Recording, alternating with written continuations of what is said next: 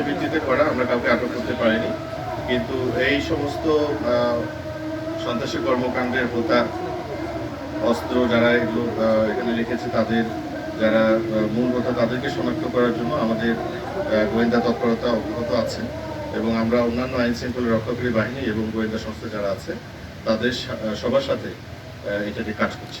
আমাদের যেটা হয়েছে আপনারা জানেন যে গত প্রায় 1 মাস ধরে আমরা বিভিন্ন ধরনের তথ্যের ভিত্তিতে অপারেশন করছি।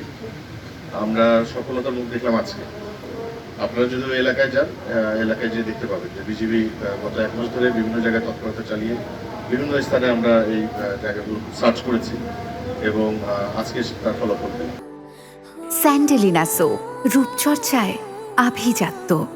বিষয়টা কি, আপনারা যদি ওখানে আপনারা তো হবিগঞ্জের মানুষ, ওখানে যদি যান, এমন জায়গা আছে দিনের বেলা অন্ধকার এবং যোগাযোগের কোনো মাধ্যম নেই, মোবাইল নেটওয়ার্ক নেই এবং সাধারণত দেখা যায় অন্যান্য আইন শৃঙ্খলা রক্ষাকারী বাহিনী কিন্তু খুব একটা যায় না, কারণ বনের মধ্যে আসলে কেন মানুষ যাবে, যেখানে বলা হয় যে বাংলাদেশের সুন্দরবনের পরে 2 বা 3 নাম্বার বন যেটা আর কি বাংলাদেশের বড় বন, এইরকম জায়গায় তো সন্ত্রাসীরা বেছে নেই সাধারণত বিভিন্ন ধরনের অবৈধমূলক কর্মকাণ্ড করার জন্য। তো সেটা যাতে না পারে, যেহেতু আমাদের বিওপি ওখানে আছে, আমাদের তৎপরতা সবসময় অব্যাহত এবং এ ধরনের কর্মকাণ্ড ভবিষ্যতে যদি কেউ করার চেষ্টা করে আমরা সেটা একেবারে আপনার শুরুতেই সেটা ভেঙে দিতে সক্ষম হব। না, এই ধরনের কোনো সম্ভাবনা নেই, এটা আমরা সম্পূর্ণ উড়িয়ে দিচ্ছি এই সম্ভাবনা।